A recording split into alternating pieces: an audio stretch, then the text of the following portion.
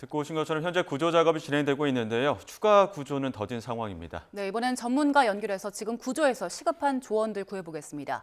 김길수 한국해양대 항해융합학부 명예교수 전화로 연결돼 있습니다. 나와 계시죠? 예, 안녕하세요. 반갑습니다. 네, 안녕하세요. 교수님, 지금 사고 발생이 4시 33분쯤이었습니다. 새벽에. 한 예. 5시간 정도 지났는데 지금 시점에서 구조 작업할 때 가장 시급한 게 뭡니까? 일단 생존 가능성을 최우선 염두에 둬야 될 것 같습니다. 선체 내에도 선원들이 아까 2명이 있다고 했는데 2명 이외에 더 많이 있을 수도 있고요. 또 표면에 표류하고 있는 사람들도 아직까지 생존할 가능성이 있기 때문에 그런 생존 가능성을 생각해서 수중 수색도 하고 또 표면 수색도 같이 진행을 좀 잘 해야 될 것 같습니다. 예. 지금 사고 위치를 보니까요. 비양도 북서방 13해리쯤인데 유속이나 바다의 상태를 고려했을 때 우리 구조할 때 어떤 점을 염두에 둬야 될까요? 예, 이 해역은 원래 사고가 좀 많은 해역이거든요.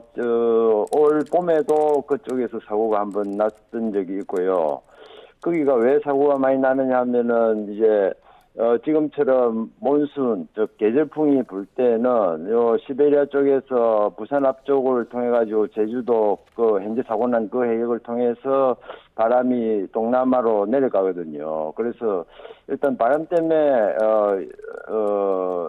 그 바다 사정이 아주 안 좋습니다. 그런데 이제 오늘 같은 경우에는 바람이 그렇게 세지는 않더라고요. 약간 강하게 불어오는 그런 바람이었던 것 같습니다.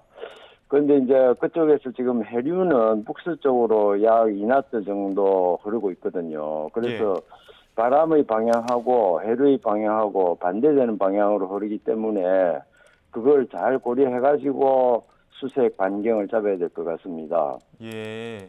자, 지금 그 사고 소식을 듣기로는 그 어획물을 운반선으로 옮기는 과정에서 전복된 걸로 사고 선박이 전복된 걸로 지금 알려졌는데 예. 그러면 이제 선원들이 배 위에 있다가 그대로 배와 함께 전복되면서 바다로 빠졌다라고 봐야 되는 겁니까? 그렇죠.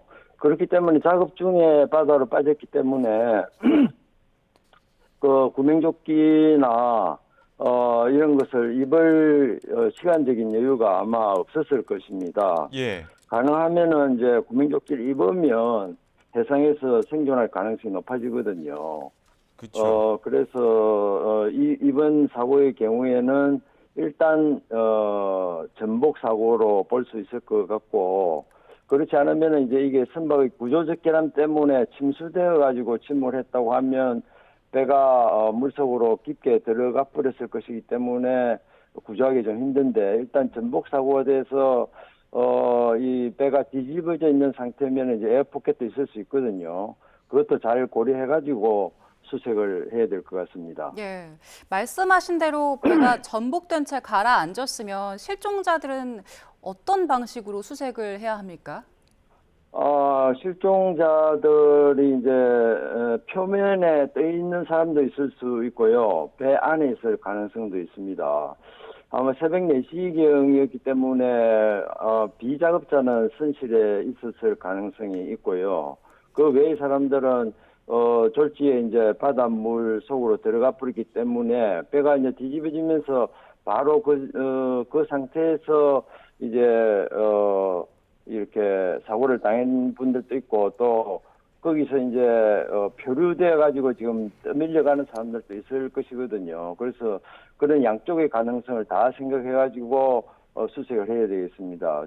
제 말씀은 수중 수색도 하면서 표면 수색도 같이 병행을 해 나가야 될 것이다. 그렇게 생각합니다. 해경이 자체 잠수사들을 가지고 있거든요. 그렇기 때문에 잠수사들이 지금 아마 투입이 돼서 수중 수색을 아마 하고 있지 싶습니다. 예. 자, 지금 조금 전에 구조자가 이송된 한림항에서 소방의 브리핑이 있었습니다. 현장 연결해서 대응단장 이야기 잠시 듣고 또 교수님 이야기 의견 들어보도록 하겠습니다. 예. 자, 브리핑에 앞서서 이번 사고로 인해서 유가족과 부상자에 대해서 진심으로 위로의 말씀을 드리고 사고 발생 계획에 대해서 간략히 설명드리겠습니다.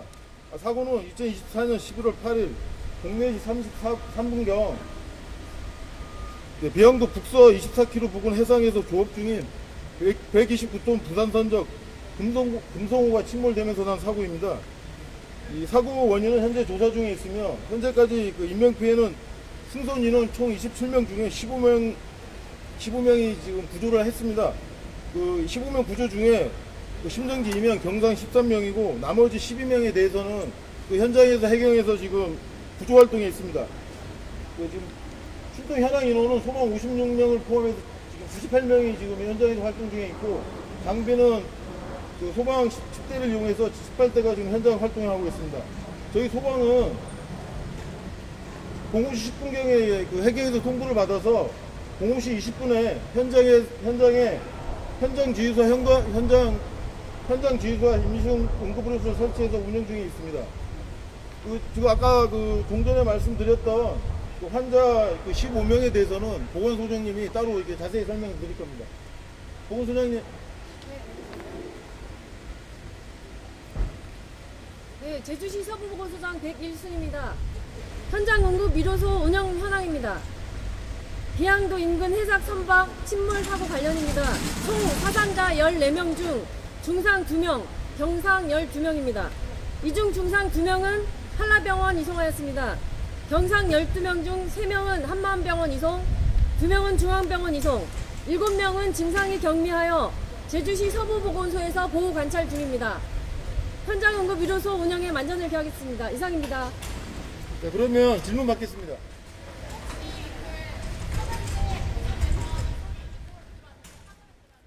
네.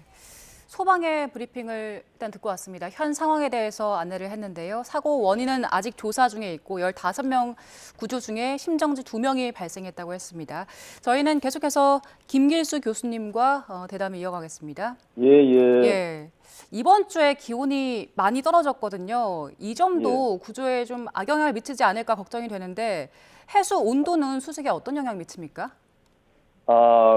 바다에서 표류하고 있는 사람 입장에서는 해수 온도가 더 중요하거든요.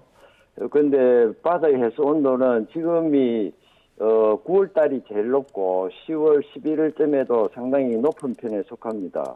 특별히 그 제주도 옆이기 때문에 해수 온도가 상당히 높을 수 있습니다. 그래서 생존 가능성이 높기 때문에 표면에 이제 표류 중인 분들에 대해서 광범위하게 수색을 해서 시간 빨리 지체하지 말고 찾아내야 될 것으로 생각합니다. 예, 광범위한 수색 말씀하셨는데 지금 생존 가능성도 있고요. 또 앞서 바람이 좀 세다고 말씀하셨었는데 그러면 수색 범위 최대한 어느 정도로 좀 잡아야 되는 겁니까? 지금 벌써 한 5시간 정도 지났으니까요. 그쪽에 해류가 약 한 2나트 정도로 흐르고 있거든요. 그래서 해류를 최대 3나트로 봤을 때에 5시간이면은 약 15마일, 즉 한 35km 정도 반경을 잡고 수색을 해야 되겠습니다. 예. 지금 사고 발생했던 게 4시 33분이었고 5시간 정도가 지난 상황인데 이런 침몰 사고에서 보통 골든타임은 어느 정도나 됩니까? 골든타임이라고 하면 이제 사람을 생명을 구할 수 있는 시간을 말하는데 지금 제 생각에는 해수 온도도 높고 파랑도 별로 없고 바람도 세지 않기 때문에 표면에 표류하고 있는 분들도 최선을 다해서 이제 찾아내면은 생존 가능성이 상당히 있거든요. 그리고 선체 안에도 혹시 에어포켓이 있으면 몇 분이라도 거기 안에 안에 있기 때문에 그분들을 생존시키기 위해서 최선을 다해야 된다 이렇게 생각을 합니다. 예, 앞서 교수님 그 해경에도 잠수사가 있다 말씀해 주셨는데 그 선박 안쪽으로 좀 진입해갖고 수색 작업을 할 수 있는 상황은 아닌 겁니까? 그거는 이제 선박이 물 위에 표면에 떠 있느냐 아니면은 완전히 물속으로 들어가 버리냐에 따라서 잠수사들이 활동 방향이 달라지거든요. 예. 그래서 배가 지금 현재 어떤 상태에 있는지 저는 정보가 없기 때문에 거기에 대해서는 좀 말하기가 어려울 것 같습니다. 그러나 심해 잠수도 우리나라 해경은 심해 잠수도 가능합니다. 그쪽에 수심이 상당히 깊거든요. 그래서 배가 물속에 깊게 가라앉았다 하더라도 잠수사들이 얼마든지 작업이 가능하다 이렇게 생각합니다. 예.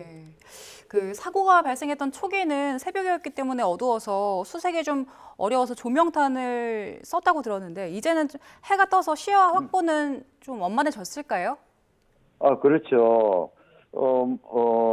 지금은 이제 민간 선박도 아마 투입이 돼가지고 같이 작업을 하고 있는데, 수색할 때는 수색 패턴이 제일 중요하거든요. 예. 그래서 중구난방으로 이렇게 수색하면 안 되고요.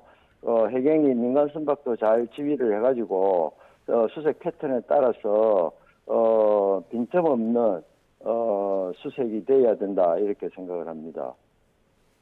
아니, 교수님, 원인을 좀 예. 짚어보겠습니다. 새벽 시간이었고 지금 사고 선박은 어획선인데 어획선에서 그러니까 운반선으로 그 어획 그 물고기들 옮기면서 이렇게 선박이 전복되는 경우들이 있습니까?